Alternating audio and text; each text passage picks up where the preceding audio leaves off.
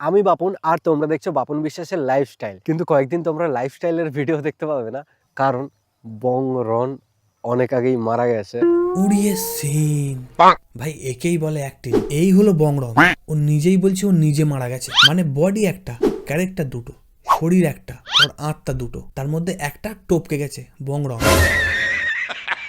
এই অভিনয়টা যদি তুই 12 বছর আগে করতিস, ওই যে সাউথের একটা মুভি আছে না, কি যেন নাম, ইয়াবাদু, যার হিরো ছিল রামচরণ, ওর জায়গায় তুই থাকতিস গ্যারান্টি ভাই। ওই মুভিতে দেখেছিলাম যে কেউ মরে গিয়ে আবার ফেরত এসছে, আর এখানে বাস্তবে দেখছি যে কেউ মারা গিয়েছে, সে আবার ফেরত এসছে। ভাই তোর এই অ্যাক্টিং আমার লাংস মানে ফুসফুসে মানে ফেফড়েতে ছেদ করে দিয়েছে।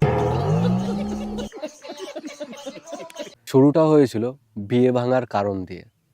থাক, বংরন চায় না যে সেই কথাগুলো বাপন বিশ্বাস বলুক। বংরন চায় না যে বাপন বিশ্বাস কথাগুলো বলুক, তাই তো? তো বংরন কি চায় আর কি চায় না তুই কি করে জানলি? বংরন তো মারা গেছে, আত্মার সঙ্গে কথা হয়েছে। তুই তো লেজেন্ড। এখন বুঝতে পারছি তোর দিদি তোকে কেন কেলিয়েছিল। দিদি আমাকে এসেছে। তোর কথা যদি সত্যি হয়, তাহলে ওই দিন তোর দিদির মিশন সাকসেসফুল হওয়াটা খুব দরকার ছিল। তাহলে আজকে এই চায়না উত্তম কুমারকে আমাদের আর দেখতে হতো না।